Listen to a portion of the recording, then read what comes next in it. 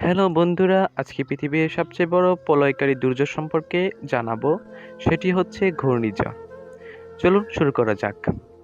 ঘূর্ণিঝড় হলো সমুদ্রসৃষ্ট বৃষ্টি, বজ্র ও প্রচণ্ড ঘূর্ণি বাতাস সংবলিত আবহাওয়ার একটি নিম্নচাপ প্রক্রিয়া।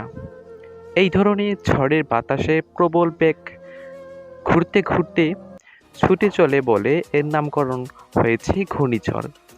ঘূর্ণিঝড়ের ঘূর্ণন উত্তর গোলার্ধে ঘড়ির কাঁটার দিকে এবং দক্ষিণ গোলার্ধে ঘড়ির কাঁটার দিকে হয়ে থাকে।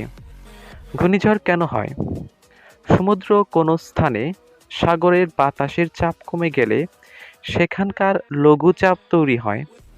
এই প্রবণতা আরও বেড়ে গেলে একসময় নিম্নচাপ বা ঘূর্ণিঝড়ের সৃষ্টি হয়।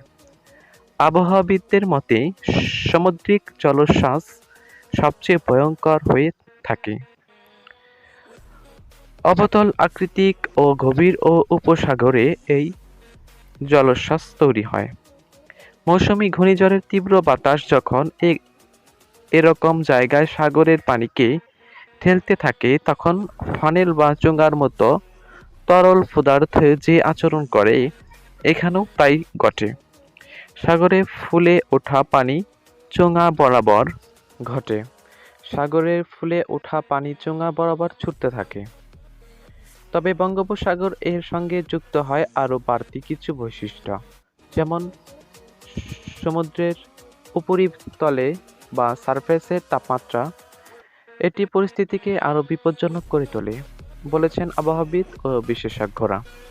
সমুদ্রপৃষ্ঠের পানির তাপমাত্রা 26.5 বা 27 ডিগ্রি সেলসিয়াসের বেশি থাকলে ঘূর্ণিঝড়ের পরিবেশ তৈরি হয়। যদি কোনো নিম্নচাপ ঘন্টায় ৬২ কিলোমিটার গতিবেগে অর্জন করে, তখন সেটিকে আঞ্চলিক ঝড় বলে মনে করা হয়।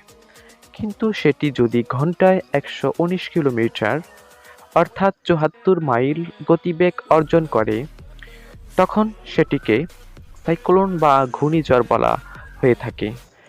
যাত্রাপথ কম হলে ঘূর্ণিঝড়ের শক্তি বাড়ে, কিন্তু যাত্রাপথ দীর্ঘ হলে এর শক্তি কিছুটা ক্ষয় হতে পারে।